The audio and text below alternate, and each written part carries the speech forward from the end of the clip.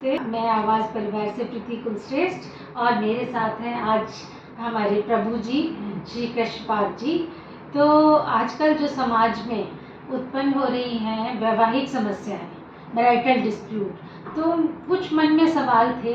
तो आज मैं उनसे पूछ रही हूँ प्रभु जी से कि प्रभु जी, हमारे जो वैवाहिक युवा कपल हैं उनके मन में सीधे ये आ जाता है, क्या तलाक समाधान है?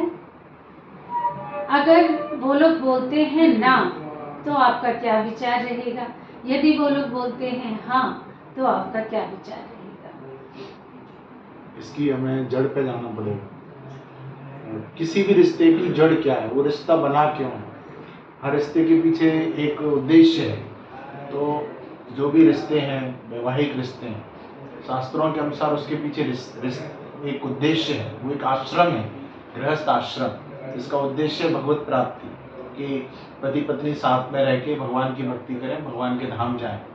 जब तक ये उद्देश्य मिसिंग है, इस उद्देश्य की बात पता नहीं चलेगा लोगों को, तब तक एक समस्या, एक भौतिक समस्या, उसका एक भौतिक समाधान, फिर वो समाधान एक दूसरी समस्या खड़ा करेगा। तो जितने भी युवा हैं उनको ये जानना होगा कि human form of life has a purpose, इसका एक उद्देश्य है। वो उद्देश्य प्राथमिकता होगा, तब ये सारी चीजें सॉल्व हो जाएंगी। वो कुछ समझना नहीं चाहते, वो चाहते हैं कि डिवोर्स तो डिवोर्स है। तो आप किस तरीके से उसको समझाएंगे कि आप डिवोर्स इसलिए मत लीजिए, और या अगर वो कहते हैं कि आगे बढ़ाना चाहते हैं कॉन्फ्लिक्ट्स को दूर करके, तो वो किस तरीके से वो आगे जाए?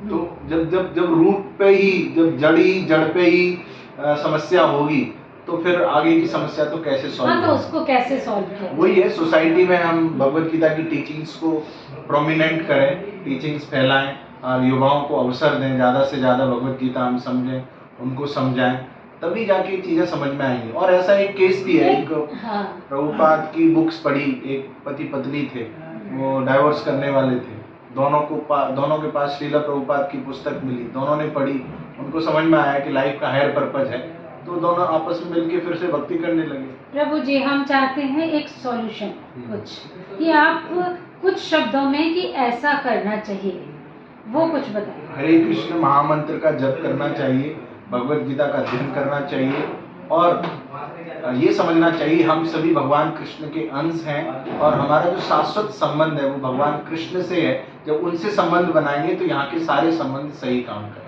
प्रभु जी, मेरा एक सामाजिक और लेमैन की दृष्टि से आपका है कि मैं किसी भी धर्म को महत्व नहीं देता। जो भी बच्चे हैं आजकल वो कहाँ जा रहे हैं ये आपको पता है, लेकिन ये मेरा क्वेश्चन है कि आप एक सजेशन दीजिए कि भाई आपको ये करना चाहिए, ये करने से पहले इसको सोचिए। स्वस्थ वैवाहिक जीवन क्या होना चाहिए? स्वस्थ वैवाहिक जीवन तभी संभव है जब हम हमारे कल्चर से, हमारी संस्कृति से जब हम जुड़े रहेंगे, तभी संभव है, नहीं तो बहुत ज़्यादा मुश्किल है।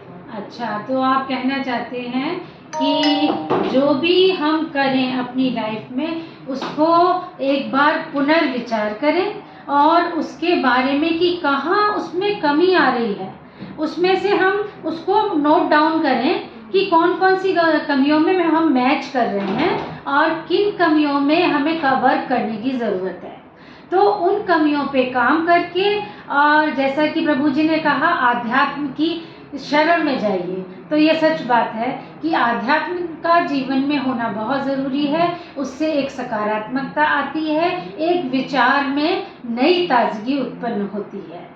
तो और प्रभु जी, आप क्या कहना चाहेंगे? बस हम ये कहना चाहेंगे सभी लोग हरे कृष्ण महामंत्र का जप करें। ये कलयुग के लिए दवाई है, जैसे बुखार के लिए पैरासीटामोल होता है, ऐसे कलयुग के लिए दवाई है।